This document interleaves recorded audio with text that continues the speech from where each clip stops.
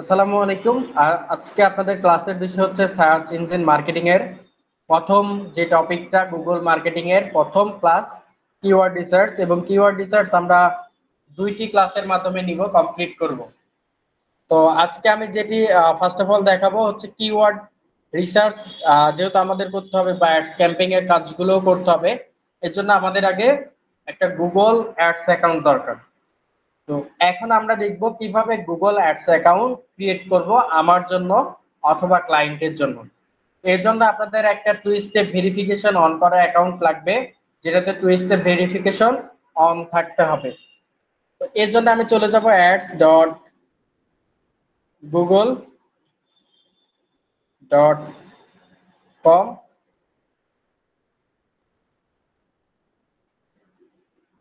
তো আমি এরকম একটা পেজে আসলাম, এবং যারা মোবাইল ফোন দিয়ে করবেন এবং এখানে প্রবলেম হবে, তারা মোবাইল ফোনটা কম্পিউটার মোড করে নিয়ে গুগল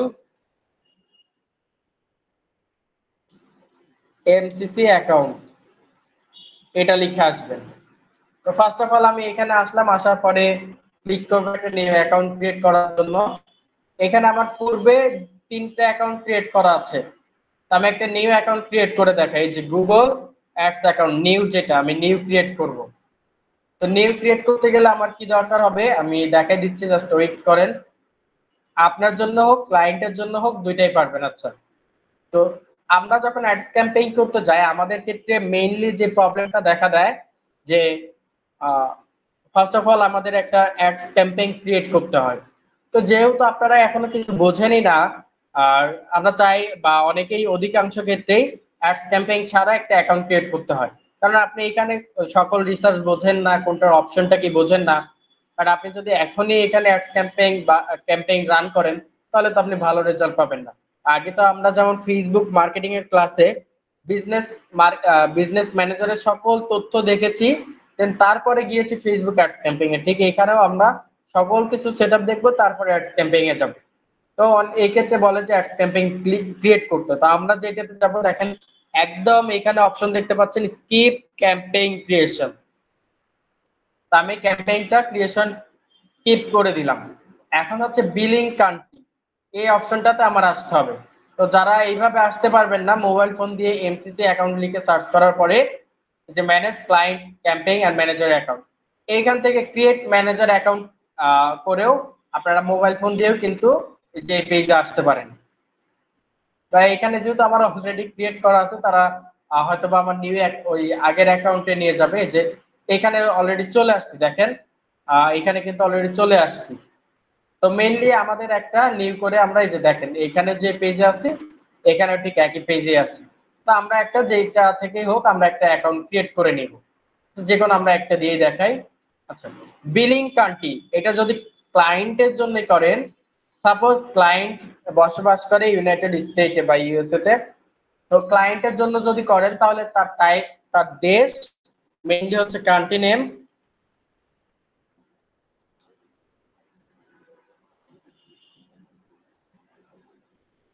টাইম জোন, এই দুইটা মাস্ট বি লাগবে। আর আরেকটি হচ্ছে তার কারেন্সি।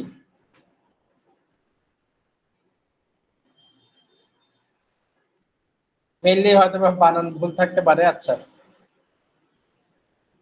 আচ্ছা, আমি সিওয়াই দিলাম। বানানটা ফ্যাক্ট না, মেইনলি কাজ শেখাটা ফ্যাক্ট। আচ্ছা, এখানে বিলিং ইনফরমেশনে যে আপনি যদি ক্লায়েন্টের জন্য করেন, ক্লায়েন্টের কোন দেশ, ক্লায়েন্ট যদি ইউনাইটেড স্টেটের হয়, ওয়েট করেন, ইউএসএ, ইউনাইটেড স্টেট, তো তাদের টাইম জোন দেখেন অনেক টাইম জোন আছে। নিউ ইয়র্কের টাইম একটা, শিকাগোর টাইম একটা, লস অ্যাঞ্জেলেসের টাইম একটা, এরকম নির্দিষ্ট টাইম আছে তাদের দেশে। তাদের দেশে কোথাও ধরেন এমনিতে 4টা বাজে, কোথাও 5টা, কোথাও 6টা, কোথাও 7টা, কোথাও 10টা। দেশের এক প্রান্তে 4টা বাজলে অপর প্রান্তে 10টা বাজে রাত।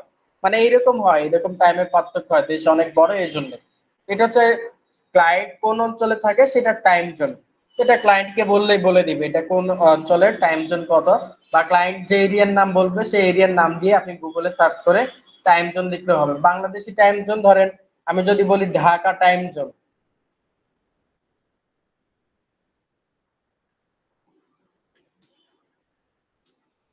টাইম জোন, আপনি যে অঞ্চলের নাম লিখে সার্চ করেন দেখেন প্লাস এই যে জিএমটি +6, ওদের দেশে এরকম -4 আছে এরকম নির্দিষ্ট একটা টাইম। তো তাদেরকে বললে তারা নির্দিষ্ট একটা তাদের টাইম জোন যেটা তারা বলে দিবে, বা অঞ্চলের নাম শুনলে আপনি গুগলে সার্চ করতে পারেন। আর তার দেশের কারেন্সি হচ্ছে ইউএসডি, তাহলে ইউনাইটেড স্টেট বা ইউএসডি ডলার যেটা। এখন ধরেন একটা ক্লায়েন্ট আসলে হচ্ছে ধরেন হচ্ছে ইয়ের থেকে,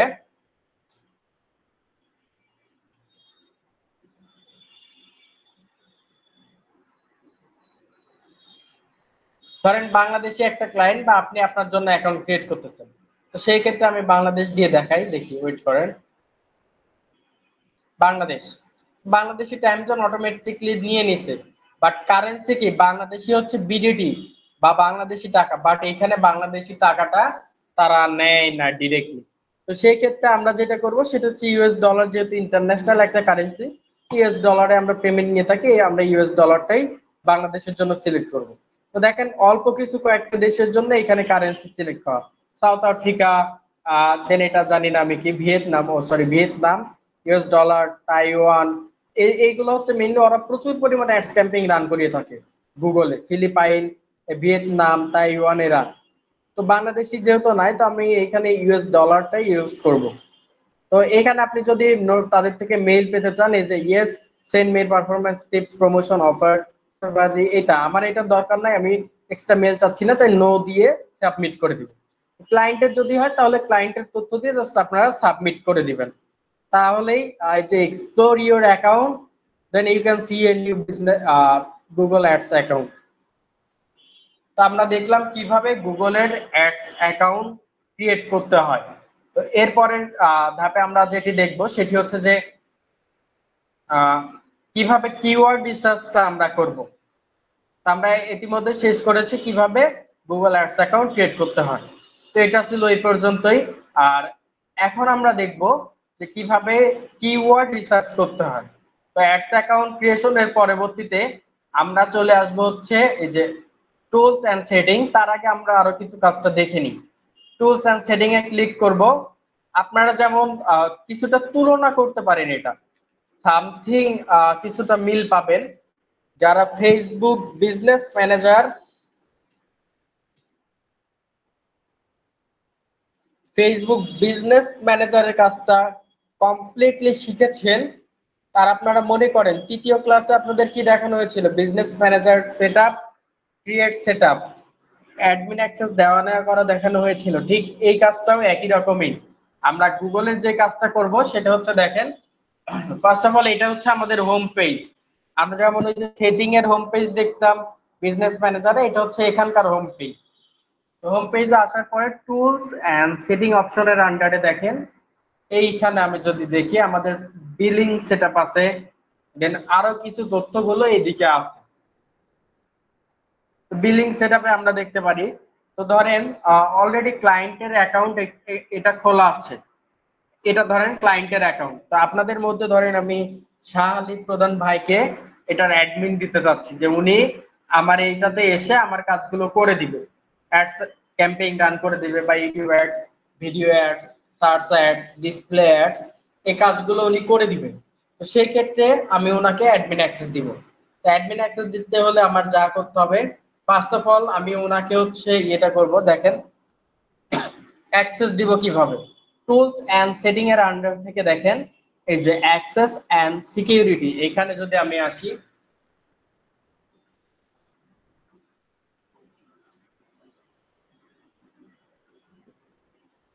আশা করি আপনারা সবাই এটি দেখতে পাচ্ছেন যে ইউজার, এটা আমি আছি গত কত তারিখে, 14 তারিখ, মানে আজকে আমি লগ ইন করেছি, লগ ইন করেছিলাম। অ্যাক্সেস লেভেল আমি কি হিসেবে আসি, অ্যাডমিন হিসেবে। টু স্টেপ ভেরিফিকেশন অন করা আছে, ঠিক আছে। আমি এখন আপনার এখানে ম্যানেজার কতজন আছে, অ্যাকাউন্টের ম্যানেজার কেউ নেই। সিকিউরিটি তারা আমাকে বলেছে two step is off, two step verification on করতে, অন করে রাখতে বলছে তারা। আচ্ছা ঠিক আছে, টু স্টেপ ভেরিফিকেশন আমার অন আছে।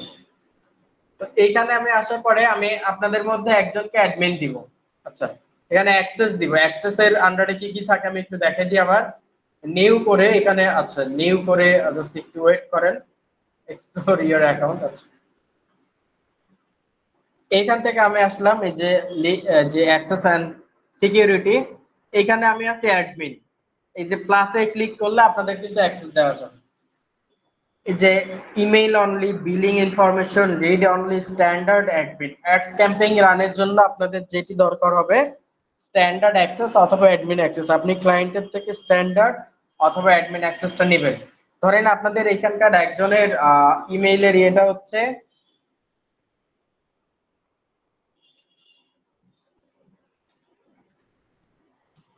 আমি এটা দিয়ে তাকে অ্যাডমিন অ্যাক্সেস দিলাম। এটা অ্যাডমিন হলে কি কি করতে হবে দেখেন, এই সব কাজই উনি করতে পারবে। এটা আপনারা বিস্তারিত দেখে নিয়েন। দেন আমি যদি ওনাকে এই যে সেন্ড ইনভাইটেশন করি, উনি এই যে ওনার কাছে কিন্তু একটা মেইল গেছে দেখেন, mail A waiting for response. আমি যদি আমার আরেকটি জিমেইলে আসি, জিমেইলে সেটি একটু চেক করে দেখি, তাহলে দেখবেন যে আমার কাছে একটা মেইল আসছে, এই যে accept your account, ads account. আমি এখান থেকে যে ইনভাইটেশন অ্যাকসেপ্ট যদি করি, অ্যাডমিন হিসেবে ইনভাইটেশন অ্যাকসেপ্ট করলেই আমি নিজেও কিন্তু ওটার অ্যাডমিন হয়ে যাব। তো এইভাবে যে কন্টিনিউ এখান থেকে গেলেই আমি অ্যাডমিন হয়ে যাব। তো আমি কিন্তু এইভাবে চাইলেই অ্যাডমিন দেওয়া নেওয়া, অ্যাক্সেস, অ্যাডমিন অ্যাক্সেস দেওয়া নেওয়া করতে পারি। বা ক্লায়েন্ট যদি আপনাকে অ্যাডমিন অ্যাক্সেস দিতে না পারে, আপনি কিন্তু এইভাবে তাকে ভিডিও কলে মিটিং এ এনেও অ্যাডমিন অ্যাক্সেস কিভাবে দেওয়া নেওয়া করতে হয় সেটা দেখাই দিতে পারে। আমি কিন্তু অলরেডি এটাতে দেখেন এই যে অ্যাডস ক্যাম্পিং এর ভেতরে চলে আসছি। তো আমি এখানে এসে একবার রিফ্রেশ দিয়ে নিই, দেখেন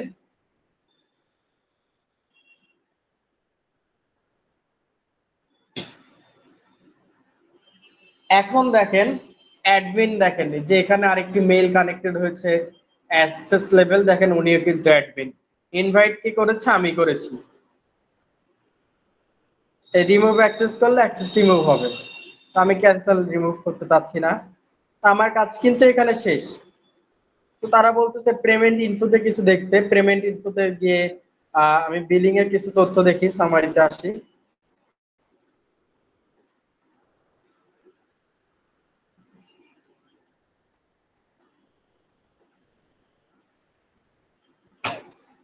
এটা অনেকটা মিল থাকে অ্যাড অ্যাকাউন্টের সাথে। অ্যাড অ্যাকাউন্ট আমরা যেমন এই যে business manager ad account restriction problem হচ্ছিল, ঠিক এইখানেও অনেক সময় প্রবলেম হয়। তো এটা হচ্ছে যে অ্যাড অ্যাকাউন্ট বা বিলিং ইনফো সেটআপ বা পেমেন্ট সেটআপ, আপনি যে অ্যাডস ক্যাম্পিং এর মাধ্যমে টাকা প্রদান করবেন সেটা। বিলিং কার্ডটি যেহেতু আপনার কি বাংলাদেশ, এটা কি অ্যাকাউন্ট টাইপ কি অর্গানাইজেশন নাকি ইন্ডিভিজুয়াল? ধরেন একটা ব্যক্তিগত বিজনেস, তো সেক্ষেত্রে এরকম। আর যদি অনেক বড় বিজনেস হয় তাহলে অর্গানাইজেশন, তো ইন্ডিভিজুয়াল রাখাই ভালো। ট্যাক্স ইনফরমেশন যদি চান যে দিতে, business tax information, business identification number, এই যে আমাদের যেটা কি যেন বলে, এটা আমার মনে পড়তেছে না ঠিক সঠিক। যদি চান যে আপনি এই অ্যাকাউন্টটা একদম পারফেক্ট রাখতে, সেটা হচ্ছে টিন সার্টিফিকেট, ওইটা দিতে। দেন বিলিং নাম্বার, এটা আপনার আপনার মেইন নেম, এই নেমটা কোনটা থেকে দিবেন আমি বলে দিই। এটা হচ্ছে আপনার ব্যাংক কার্ড, ভিসা কার্ড বা মাস্টার কার্ড, যে কার্ডগুলো থাকে এই কার্ডের যা তথ্যগুলো এখানে দিবেন। আপনার নাম এখানে ইউজ করবেন, আপনার অ্যাড্রেস লাইন, আপনার মানে এটা মেইনলি ফিল আপ করবেন ক্লায়েন্টের জন্য।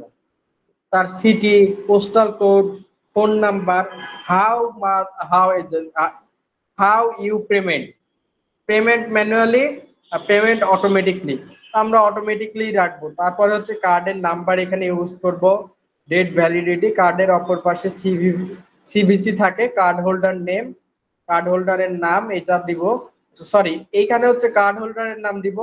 আর এটা হচ্ছে আপনার ওই যে টিন সার্টিফিকেটের যে তথ্যটা থাকবে বা ক্লায়েন্টের বিজনেস ভেরিফিকেশনের যে তথ্যটা থাকবে, বিজনেস নেম আর তথ্য এইগুলো অ্যাড করে দিয়ে দেন এটা প্রিন্ট করার দরকার নেই, এখান থেকে সাবমিট করে দিবেন।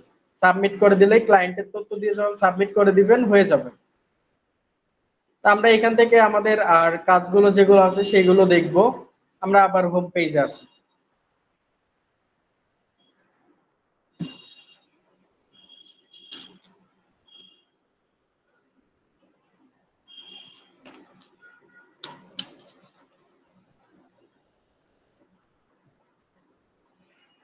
তো এই টপিকটি আমাদের ছিল হচ্ছে business manager account create and সেটআপের বিষয়টা, বা অ্যাডমিন অ্যাক্সেস দেওয়া নেওয়া করে কিভাবে, এইটুকু ছিল আমাদের এই বিষয়টা। আমি ভিডিওটা